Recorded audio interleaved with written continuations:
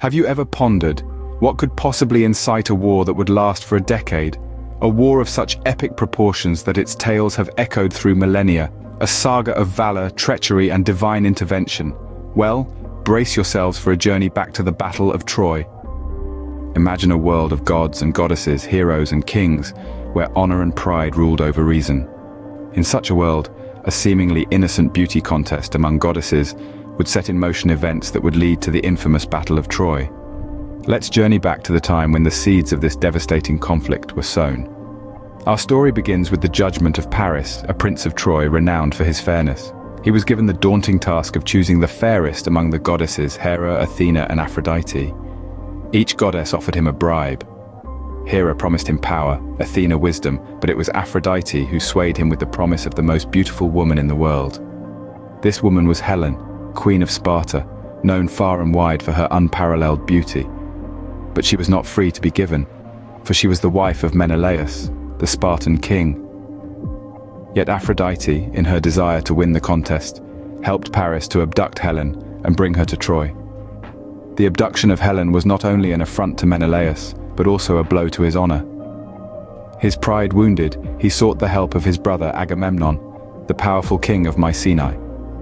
Agamemnon, seeing an opportunity to expand his influence, rallied the Greek city-states and prepared for war against Troy. Paris, the Trojan prince, oblivious to the storm he had stirred, reveled in his love for Helen. Unbeknownst to him, his decision would bring about a war lasting 10 long years and cause the downfall of his beloved city. Therein lay the irony.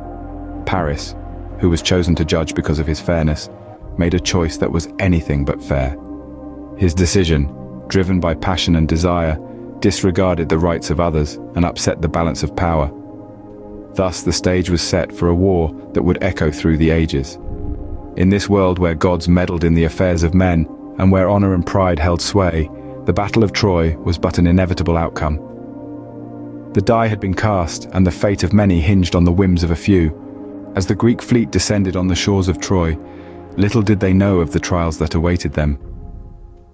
This was the beginning of a war that would last for a decade, a conflict born out of pride and honor, and fueled by the vengeance of gods and men. The Greeks, under the leadership of Agamemnon, made countless attempts to breach the impenetrable city walls of Troy. However, every assault was met with fierce resistance. The Trojans, led by their noble king Priam, were unyielding in their defense, their resolve only strengthening with each Greek onslaught. In the midst of this chaos, one figure stood out, the mighty Achilles. Known for his invincibility and unparalleled prowess in battle, Achilles became the beacon of hope for the Greek forces. His name alone struck fear into the hearts of the Trojans. Yet his pride was as great as his strength, and when his honor was slighted, Achilles withdrew from the battle, leaving the Greeks without their greatest warrior. The absence of Achilles from the battlefield paved the way for a duel that would become the stuff of legends. The face-off between Hector, the Prince of Troy, and Achilles. This was more than a clash of two warriors. It was a clash of ideals, of honor and duty.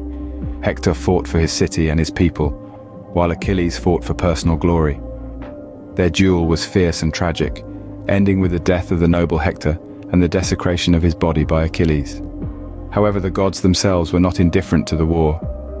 They had their favorites and intervened in the war according to their whims. Their divine interventions shaped the course of the war, further complicating the mortal struggle on the ground. The war raged on with no end in sight until a cunning plan was hatched. And thus, the stage was set for the final act of this decade-long war, a plan so devious that it would change the course of history forever. In a war of attrition, sometimes it is not brute force, but cunning and deceit that prevails. As the decade-long war raged on, the Greeks, under the guidance of the wily Odysseus, devised an ingenious plan to break the stalemate. Enter the famed Trojan horse. A monumental wooden beast, seemingly a peace offering to the gods, but in reality, a vessel carrying the doom of Troy. Odysseus and his band of warriors hid within the hollow belly of the horse, biding their time as their wooden avatar was wheeled into the heart of the city. The Greeks left Sinon behind to sell their ruse. He played the part of a disgraced and abandoned soldier, weaving a tale of Greek defeat and divine intervention. The Trojans, seeing their enemy retreat and leaving behind such a magnificent gift, let their guard down. They opened their gates, they celebrated, they slept. Little did they know the seeds of their destruction had been sown. As night fell, the belly of the beast opened. Odysseus and his men crept out, opening the city gates for the rest of the Greek forces. The city of Troy, caught unawares, descended into chaos. The Greeks, with their surprise attack, left no stone unturned and no life unclaimed. And so, with the fall of its walls, Troy was no more. The city that had stood defiant for 10 long years was reduced to ashes, a testament to the devastating power of cunning over brute force. The fall of Troy sent ripples throughout history, its echoes heard even today. The aftermath of the war was as tumultuous as the conflict itself. Heroes that once walked the earth as demigods met their fates, some in glory, others in shame. Achilles, the mightiest of the Greeks, met a tragic end, struck down by an arrow to his infamous heel. King Priam, the venerable ruler of Troy, was slain in his own palace, a sad reflection of the city's downfall. Helen, the face that launched 1,000 ships, returned to Sparta, her beauty forever linked with destruction.